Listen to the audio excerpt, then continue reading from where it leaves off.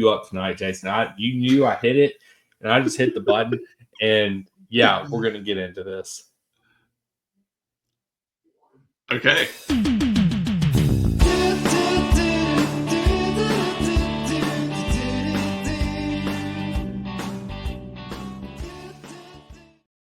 Hello and welcome to this train recommend episode already of the Red, White, and Blues podcast.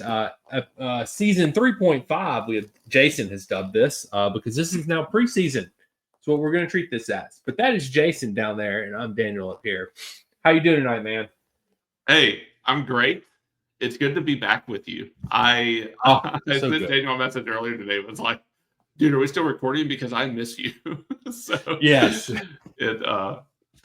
Was I responsible for putting the last episode out, or did you do that?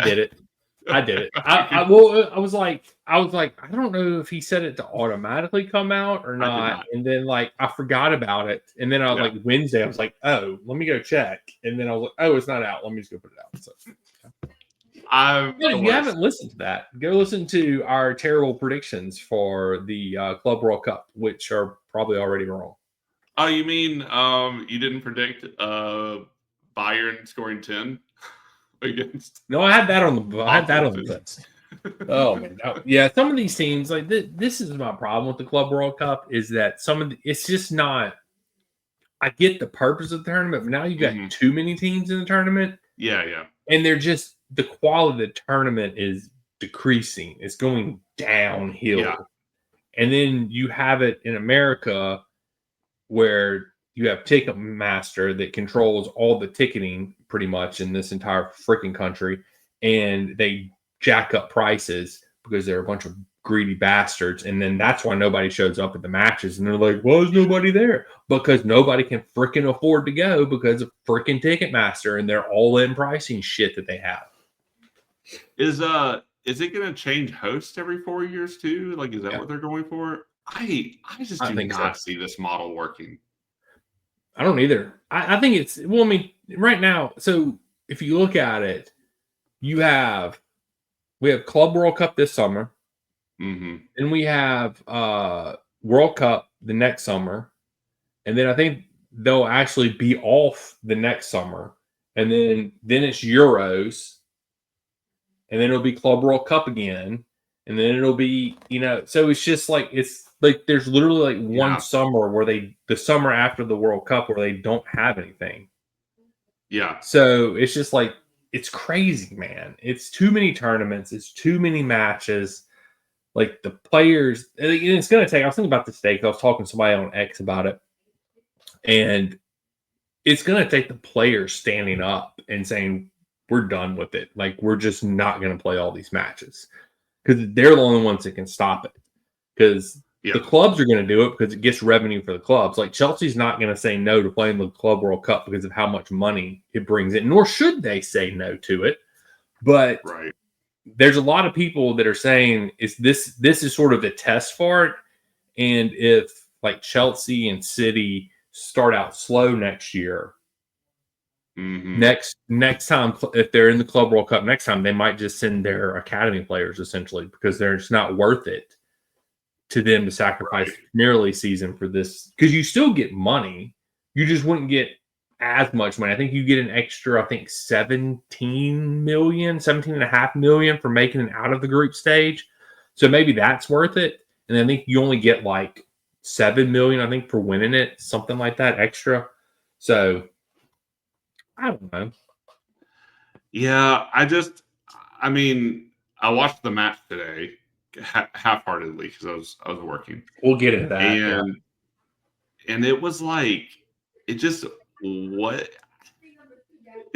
that interesting. I don't know. Like, we still put out, like, if you go through the lineup, right? That lineup is like one of our strongest lineups that we were putting out in our final run of the season, right? So it's like, it's not like it is with the like Intercontinental Cup or whatever bullshit it was, where they would parade a handful of Premier League teams around, and a handful of other European teams around America.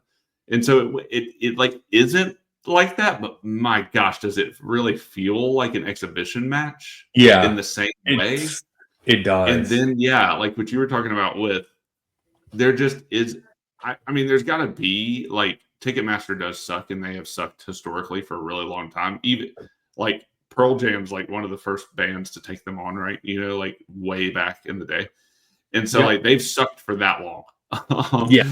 So, like, somehow, well, I mean, it's because they have a monopoly. yeah, exactly. I will go on a tangent. But like, there's got to be it is that for sure. That, like, why? But also, like, why would people pay to watch Chelsea play LAFC? I don't know. Also, why would they pay to watch LAFC in Atlanta? So their supporters were more than ours were. Or at least it that sounded that way on the TV. It was interesting how many LAFC supporters were there. Mm-hmm. Then when you zoom out and you see how many supporters were there in general, like, dude, the year we won the Champions League, and I think we were both supposed to go to Charlotte, but it wound up just being me and my wife. Yeah. And, like, dude, that stadium was pretty full.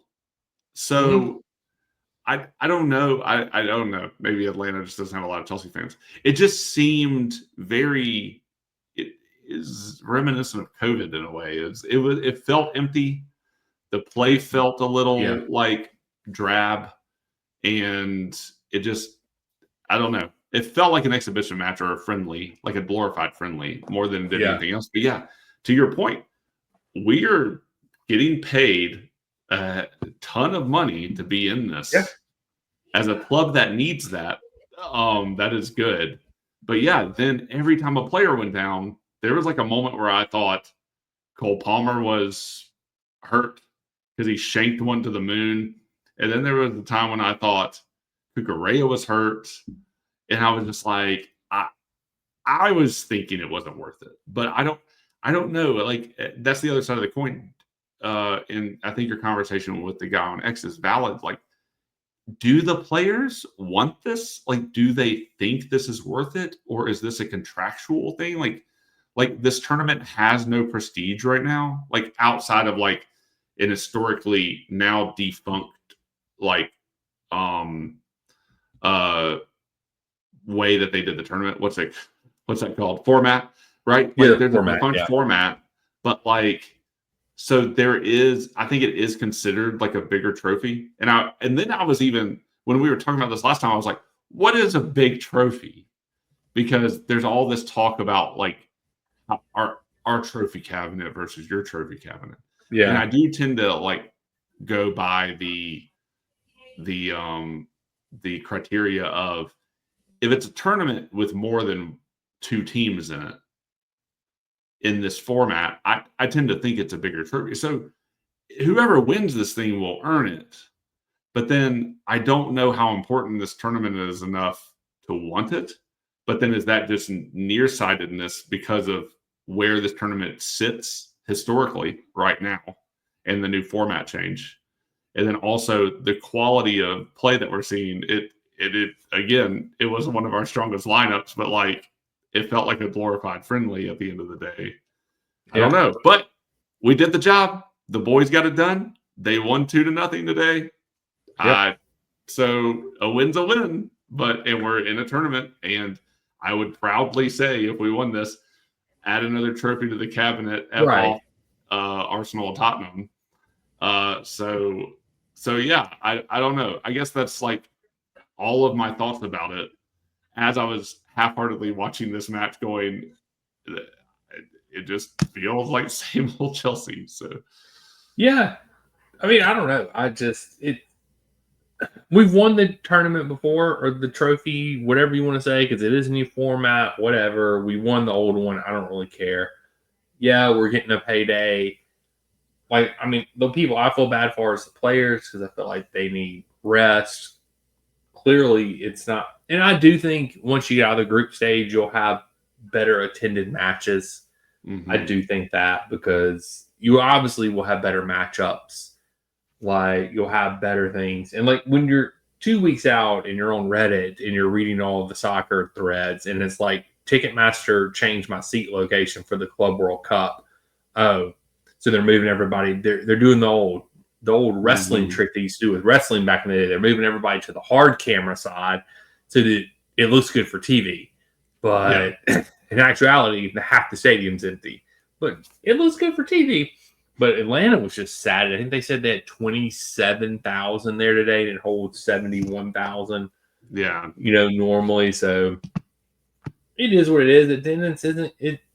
It's not going to be there when you're charging egregious prices for tickets. It's just not going to be there. I'm already dreading because you and me have talked about going to the World Cup next summer. Like it's already like dread just how much tickets are going to cost because it's like it's going to be stupid because they're all going to be in freaking Live Nation venues, which means Ticketmaster is going to do the stupid all-in pricing shit, which means it's going to be stupid expensive. Instead, but then you hear like people when they went to Qatar, they're paying like $200 to see England and the US play. Like one of the prime matchups in the group stage, and they pay like $200 to go to that match. Like that's reasonable. Like $200 to go see England and the US play. Cool. It's just I'm already dreading it next summer. But I don't know. Well, and the hospitality packages came out, and those were really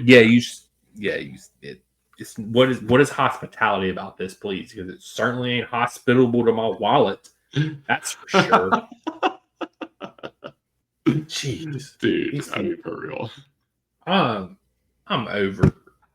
Like, and you look at like the way, like, and I mean, it very much is like a country thing. I think because you look at Europe and the prices of like soccer tickets over there or football tickets over there compared to what they cost over here, and it's like night and day going to a football game over there versus going to like an American football game over here. Or I mean, any American sport is like I go to college football games every year and it's hell of expensive, like stupid. So the only thing I will say about Atlanta, they do the concession stands right. They cap their stuff. Like they have like $2 hot dogs, I think $3 drinks. Like, and it doesn't matter what's going on in there because the owner owns the stadium. It has to stay at those prices for everything. Yeah, and they've shown reports where their revenues went up because, who would have thought more people actually buy stuff when it's more affordable? Yeah. It's a great paradox of our time, Daniel. I know. It doesn't make any sense. I mean, like, I'm not saying make stuff free, but if you do lower the price by a couple of dollars, you could probably sell enough units to make up that $2 loss because you're going to have some idiot that instead of buying 2 beers at a football game, is going to go buy 5 beers because it's the same price as him buying 2 beers, and then therefore you'll make up your difference. Yeah. So it is what it is.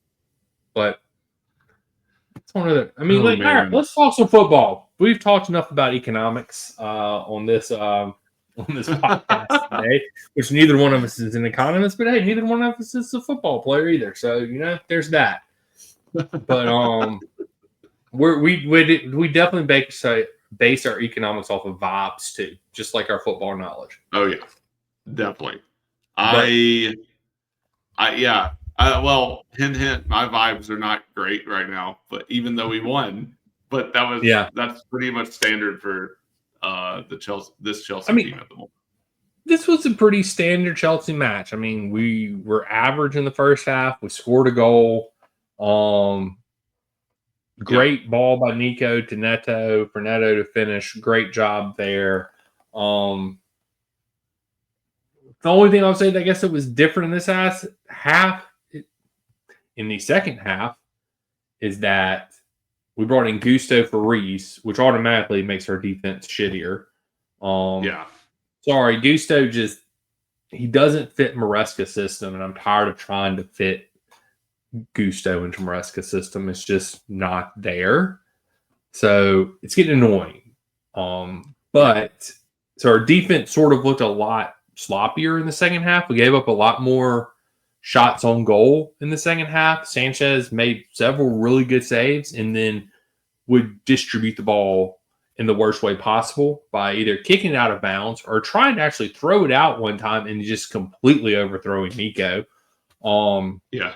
But yeah, there was some bad all around with that. But we looked sloppy in the second half. We ended up getting a second goal, which was great. Great assist from Delop in his debut. So that was good. But yeah, I mean, it was just really an overall average Chelsea performance. We played down to our competition. We didn't really do anything spectacular. We made a bunch of mistakes. We did some dumb stuff. And like you said, this wasn't like a whole new roster that has just been learning Maresca ball for 2 weeks. Like, this is literally the same team we had last year. So, but we didn't give up a goal. It's true. So we're Bob still had doing a good. save or two worth noting. Yeah.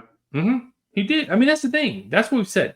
We've always said, and I've said it on X, and people just don't understand it. Sanchez is a very good shot stopper. He might be one of the best shot stoppers in the Premier League.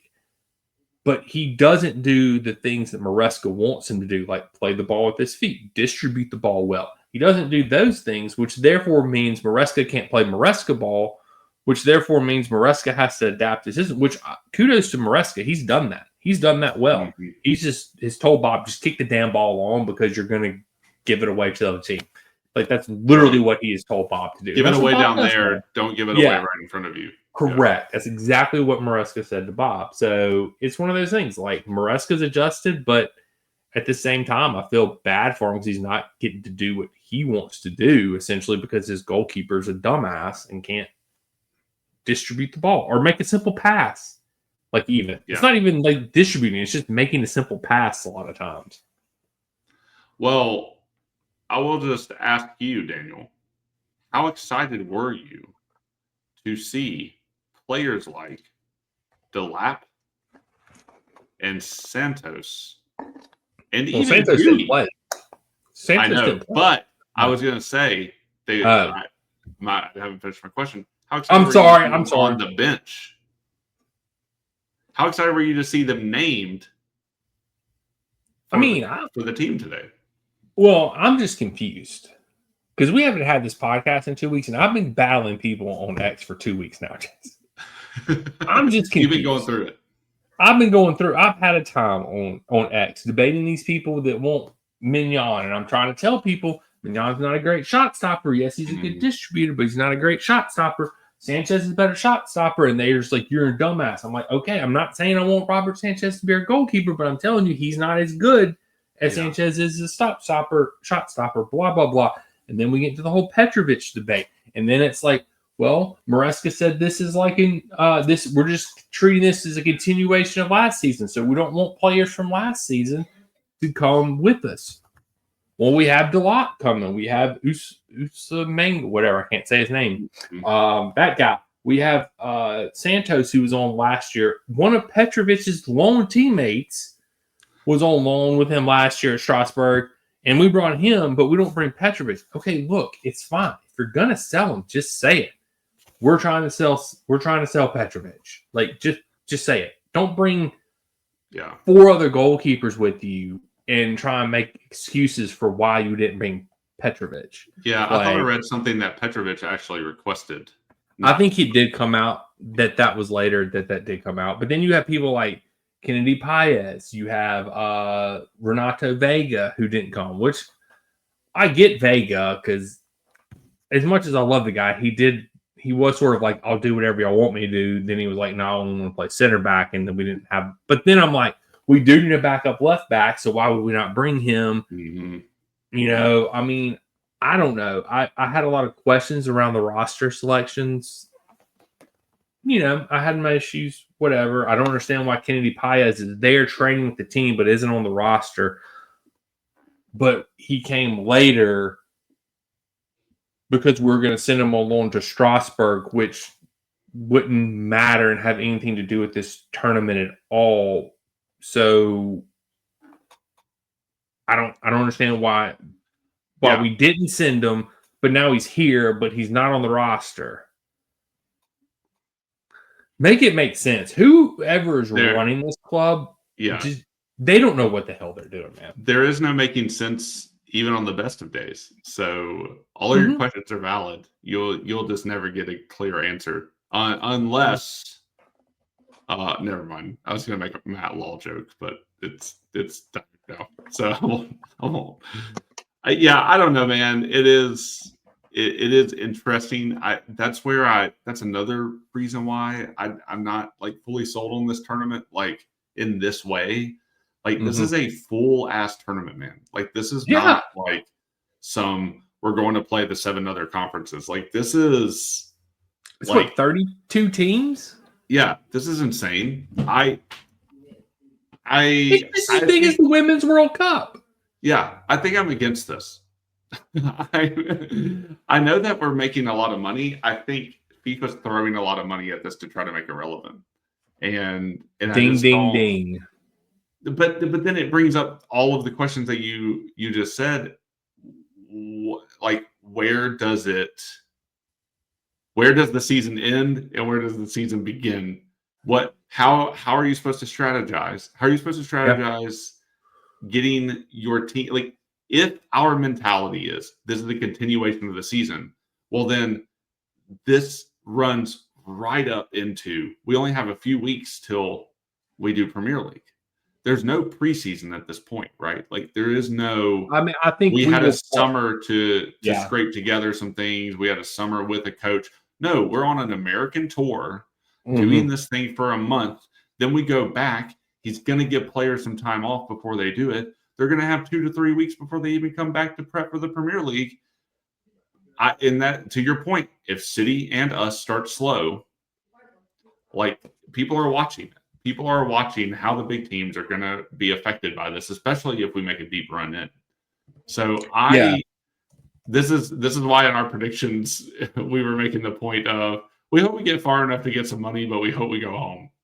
And but if that's the case, if that's messing up your Premier League season and this tournament isn't prestigious enough to be worth it on the front end, in order to go after it enough that you then have to sacrifice some of your preparation for the things that you're trying to do the next season, which is what we all look forward to and what we all watch and what we all do, then these conversations around which players get selected and if this is a continuation of the season, where does it end? Where does it begin? These conversations get real weird. And I just think I'd rather not be in a turn. I don't think this tournament is worth it to have this conversation. I am jealous of the other teams that are not having to have this conversation right now.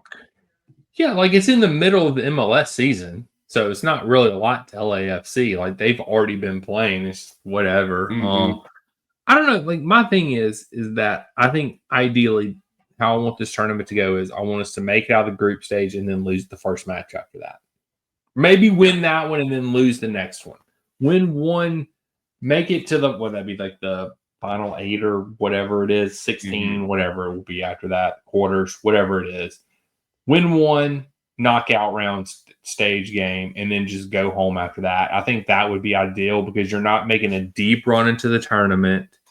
You're then going to be able to essentially give your players off for the rest of the tournament will be their holiday, and then you can just have them come back after that. So, and that will still hopefully give us enough time to prepare for the Premier League season. That should give Tweedledee and Tweedledum enough extra money to skirt PSR for another year. If they can find a front of the shirt sponsor, that's still to be determined. Because that's why we're not allowed to have a shirt sponsor in this tournament is because you have to already have a shirt sponsor for the next season going into this. So because we don't have one, we're not allowed to have a shirt sponsor. So ridiculous. Great job, Chelsea. Again, they had a year. They knew they were going to be in this tournament. That's so stupid. They didn't know they were going to be in the Champions League, Jason. I think I read that they're demanding like £55 million a year or something like that. Yeah. The bittersweet thing of the Champions League is it's going to make them think that they did all this on purpose. And they did not. There's no way you'll ever convince me that with all the rhetoric coming out around it was an accident. Yeah, that they knew for 100% they didn't have to have a shirt sponsor this year because they were somehow going to get $10 million more on the next year when they made Champions League. Give me a damn break. Like, anyway, I okay. I also want to talk about one other thing that isn't play related. What is this Americanized shit that they did production wise during this game? Are you talking about like the player? Okay, let's just start at the top. Let's start with the first thing because there was many things. The first thing you texted me was player walkouts. One single player at a time.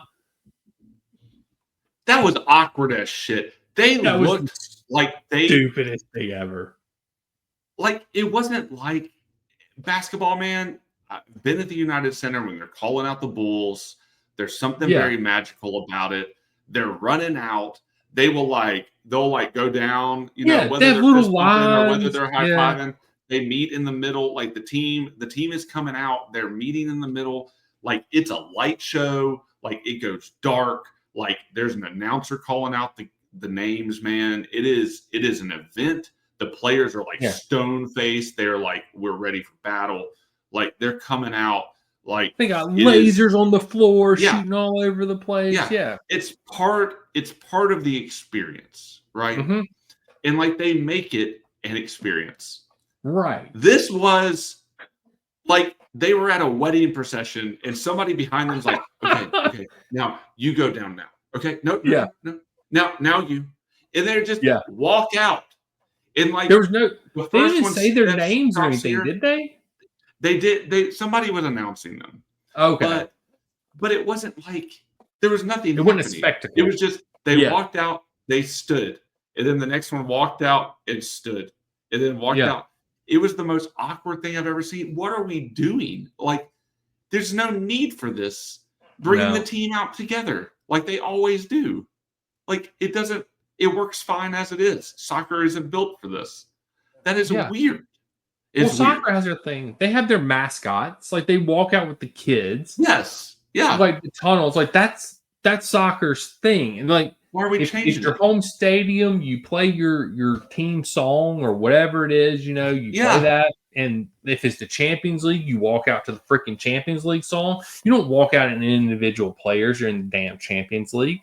You don't do that shit. No, you walk out to the damn Champions League song. Yeah, it is Americanizing the sport. Yes, 100%. It was terrible. One of the weirdest things I've ever seen in a soccer match. And maybe it's happened before, but I haven't seen it. And I thought that was really out of place. X was melting down over it. They were bashing America for the walkout. So it's like, this is so stupid. Because I think I saw it happen in one of the earlier matches. And people were like, this is the dumbest thing ever. And it's like you said, it'd be different if they like hyped it up. Yeah. If they were like had a hype guy out there, they shut the lights off in the stadium and they did some kind of cool thing. They put the Chelsea line, the badge on midfield and spun it. Cool shit. Dropped some fireworks in the air. I don't know. Had Estebao come out, whatever, even though he's not even playing he's playing for Palmeiras in the tournament. Whatever. I don't care. But it's like you said, it was literally just complete lights on in the stadium, and they just like one at a time just walk out there in slow motion, and like they all look dead. And like soccer players they don't get hype like basketball players and football players do. It's two different sports. It's different sports, different atmospheres. Like it's two different things. Stop trying to make it something it's not. Well, they took the worst parts about it. They were just like, oh, what if our players also walked out one at a time and we called their names? Oh, well, do you want some of like the cool like effects? No. They just walk out. No, how about they just stand beside each other and look like they don't know where to put their hands? That would be even cooler, right? Yeah, but that saves money. Music playing and like how it's kind of like a thing. Like people come out to like, no, it's fine. Like just get them to walk out and we'll say their name, and this is what everyone will want. No, thank you. Everybody. Hard pass. That was stupid as shit. Yep, that was very dumb. Yeah. So the second thing was, and maybe like there is at least one of these because it was for a Chase credit card, and I Yeah. have several of those because I like Chase and I play that game.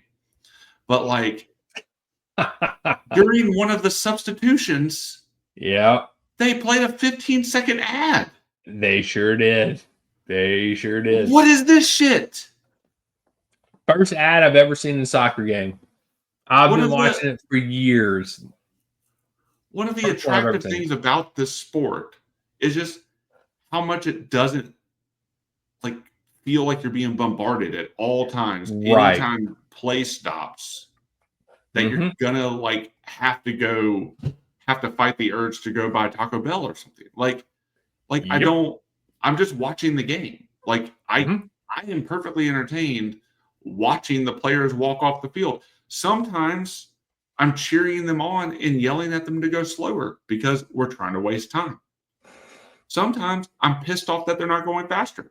It's part of it. Like, I want to get angry at who's coming in. I want to text Daniel about it. I don't need an ad to do this. I'm perfectly fine not thinking about Chase or their credit cards during the soccer match. If you want to put some little twirly bits around the stadium, or if you want to do those little like illusion things that are on the sides of the goal, that make it look like it's a sign that's standing up because you're so clever and you got it with the cameras. Yeah, you're so cool. If you want to do that, that's fine. Why can't I just watch the guys get subbed off? Yep. I mean, that's the thing is and that's the thing I've always appreciated about soccer is I know exactly how long a soccer match is going to be. Exactly. I know I can start it at this time and it's going to end at this time. Unless it's like a Champions League match, it might go to extra time or something like that. But 90% of the matches, I know exactly how long it's going to be. I can plan my day around that. I can plan my Whataburger meals around that. Whatever it is, I know exactly how long it's going to be. And now we're sticking commercials in there. God forbid, how many times do they zoom out and have a little DraftKings thing come around the edge of my screen today? I'm like, oh, it is all just a freaking money grab. And it's so freaking annoying and tiring. And I'm tired of being advertised to. Like, so tired of it. I don't care. I'm not wanting to buy your product anymore. I'm either going to do it or I'm not going to do it. I'm 40 years old. I've seen all the advertisements. Nothing can entice me to buy your product. I drink Miller Lite beer. I don't care how many cool Bud Light commercials come on. I'm not drinking your shitty beer.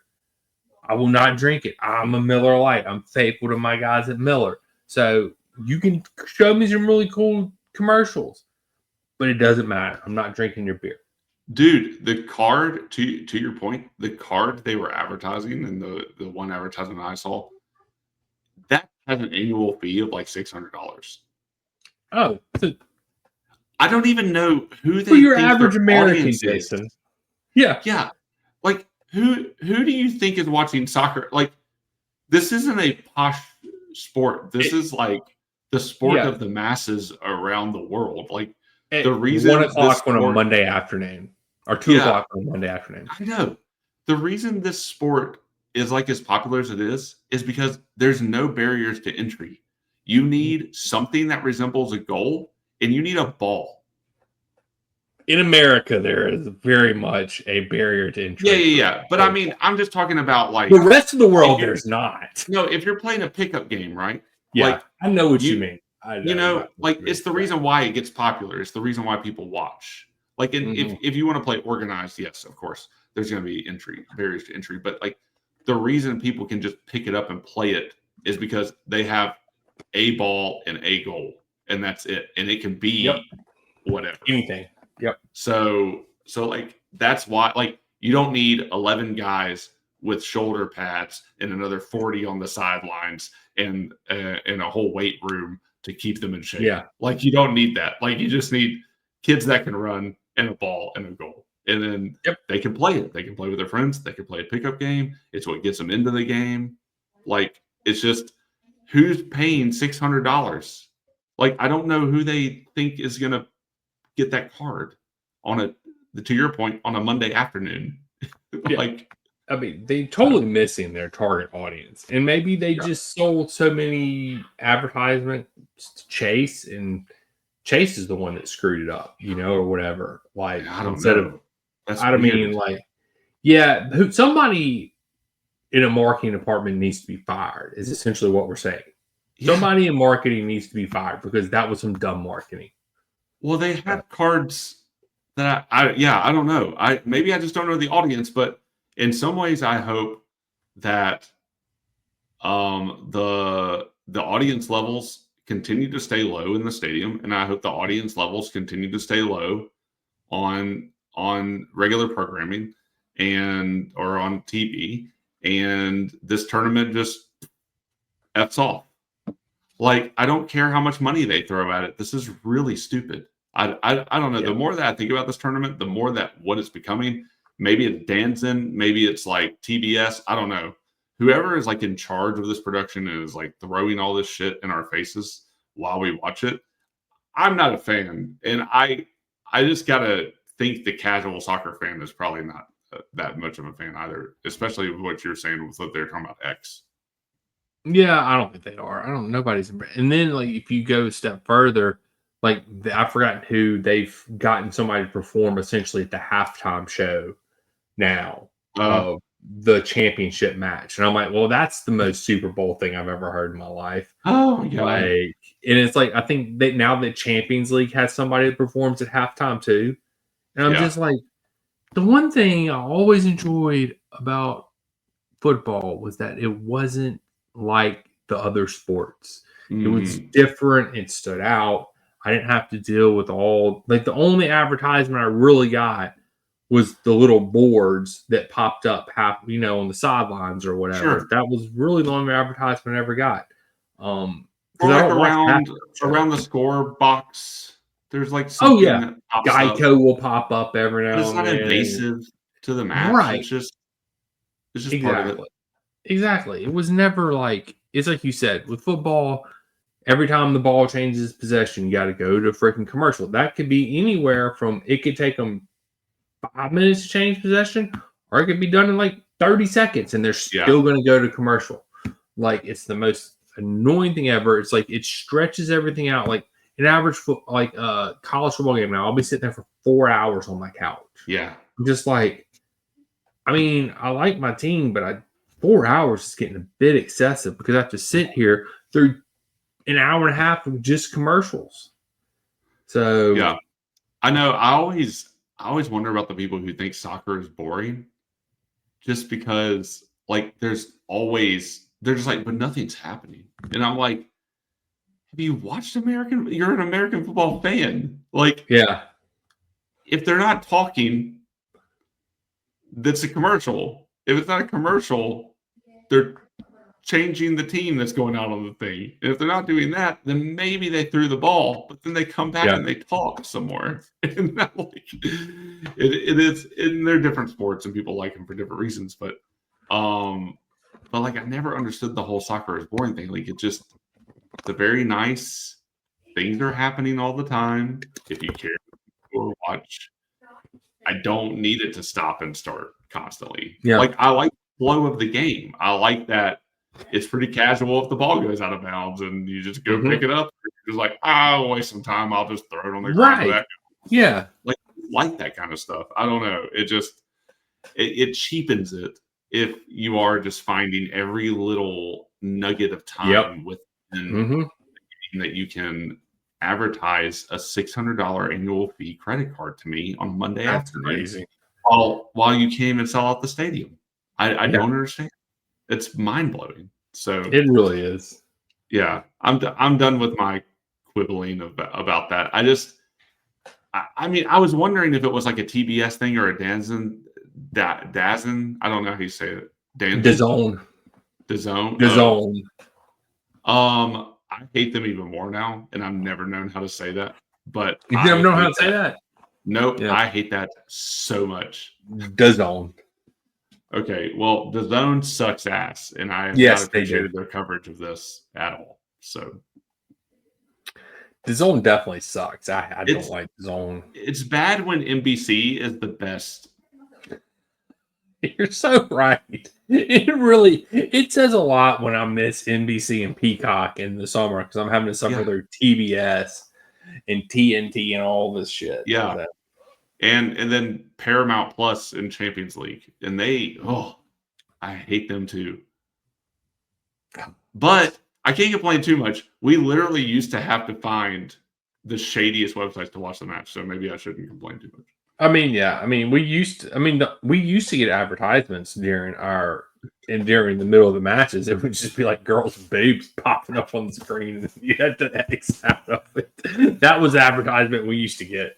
And they put the X like in the worst spot on those advertisements too. It'd be like on her nipple, like covered up, so you could. Yeah, it was horrible. The things we had to do to watch soccer back in the day. I know. Hey, we were loyal fans. And then when you have somebody come up to you that you sort of respect, and he's like, "Hey, man, I heard you got a really good site to watch soccer matches on." It's like I want to like watch some soccer, and I'm like, well, I mean, I can tell you what it is, but I'm just going to go and tell you there's some bad stuff on this that might happen to your computer, that might pop up on your screen. I'm not responsible for that. I just want you to be aware of that, though. So, I don't know, but yeah, it is. It's just annoying the advertising and all the shit that goes on now, like just the way everything's done. It's annoying. It's the way it is. It's everybody's gonna milk everything that they can for every dime that they can, and they're gonna try and do everything they can and make it every little penny. And Ticketmaster doesn't help with that because they're a freaking monopoly pretty much, and yet our government does nothing about it, even though monopolies are illegal. I was taught that from a young age, playing a game. A board game taught me that, but yet apparently our government doesn't realize that. Anyway, I'm very much against government regulation, but this is one time I feel like the government should step in. Well, I can tell you that Flamingo is currently beating Esperance de Tunis. What is this team? Who are they? I don't know. They're probably playing in front of more fans than we are. Yeah. They're saying so. They're playing at Lincoln Financial. So, yeah, I don't know. It is. Look, this tournament will be what it'll be. In my opinion, just get your money and get out of there. And just leave. Yes. Just try not to get hurt because these pitches are shitty as hell. So this grass we're playing on right now, Jason, so this just isn't any ordinary grass. This is grass FIFA has been testing for years now. Whoa. For the right kind of grass, where to grow it, just for the World Cup next year. And they're testing it out. And it has been so shitty. Like, players are complaining about it. Coaches are complaining about it. Like, our players were constantly slipping today. Like, it was awful. Like, but this is the perfect grass, FIFA says. I wonder who is paying them to say that. I wonder how much this grass company got. I wonder how much they floated to FIFA. Say, hey, give us the grass contract. We'll cut you a deal. We'll slide you a little bit underneath the table. Yeah. Mm-hmm. Yeah. Dude, Jorginho just got subbed out. Sorry. I'm not really. Plays. He plays for Flamingo. Oh, I forgot that he no longer plays for Arsenal now. Yeah. So we do need to do. What are you gonna say? Go ahead. Go ahead. I as soon as you were saying that, I was wondering who they who's giving them kickbacks to grow this grass. Yeah. I don't know. Kind of wild. Did they grow it out in Arizona? I think maybe. Wow. Okay. Somewhere out west. We'll do a little grass research before the next episode, Jason. Yeah, we will. I'm gonna research the hell out of this grass. Write a blog about the grass. Dude, I will. I have some blog ideas going, so I'm gonna do it. Uh-oh. what I like to hear. Whoa, 2.4 turf and pitch design? This sounds like some good late night reading. Inside FIFA. I'll tell you. Yeah. I'll bear it all in a future blog. Okay. Well, I interrupted you. Do you remember what you were going to say? No, don't. Sorry about it was that. not important. So whatever it was. I guess anything else you want to say? I mean, we literally maybe gave y'all a 10-second blurb about the match. I apologize about that. It was literally a normal Chelsea match. We scored 2 goals and won. Just enjoy us rambling. It's probably better than us talking. 65% possession, 91% passing accuracy, 17 shots, 5 on or 6 on target. It's the same. It's all the same. The same. Yeah. Same. Oh, all right, Jason, tell these people where I guess they can find us at these days.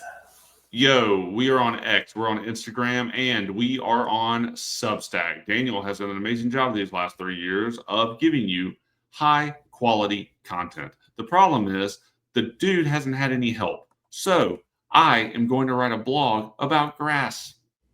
Not that kind, but the kind that FIFA's been growing, especially just so players can play on it. And if you are interested in Daniel's match reviews, if you are interested in bantering with Daniel on X, I probably won't help you with that one. I think you're too good at that. If you want to read some cool blogs from both of us in the future, check us out. We've made it easy for you. Check it out down there. That is our handle on everything. We are at Red White Blues FC on all the things. That is where we are. And you can find us also on Apple or YouTube, or Apple, or I guess I should say Spotify first, because that's where we are. Apple, Spotify, wherever you find your podcast at these days. We are not on Amazon because Bezos refuses to give us the freaking bag. Not that Apple